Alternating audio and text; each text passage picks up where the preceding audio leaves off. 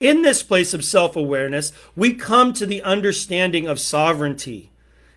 Fear is a huge part of getting us to the place in which we find emotional sovereignty, in which we find the intelligence of understanding how we feel. Now, we live in a world that is constantly saying, oh, this makes me feel. We even have therapists that will say to a person, how does this make you feel? When in all actuality, if you took the make you out of the equation and just simply said to a person, how do you feel right now? What you could do is you could begin to harness the power of the sovereign nature of what we are as spiritual beings inside of a person. And you can eliminate the perpetuation of the victim. Because when we own our feelings, when I began to own my fear, when I began to look at my life, when I began to realize the people in my life didn't grow up with emotional intelligence. They didn't even have the opportunity to go through treatment, to go through all of the things that I had in my life.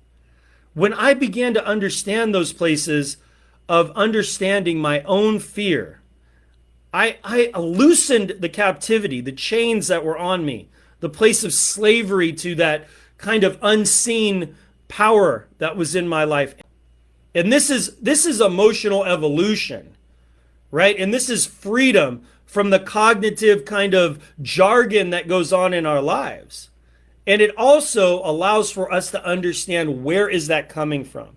When you encounter yourself in a room of people that don't look like you, they don't have the same color of skin as you, and you begin to create that sort of dialogue in your mind, or you see a group of people on the street, or you're at an event or something like that, and you begin to instinctually go into that place of survival or fear, when you become optimized in your emotional intelligence, you can really realize where that comes from.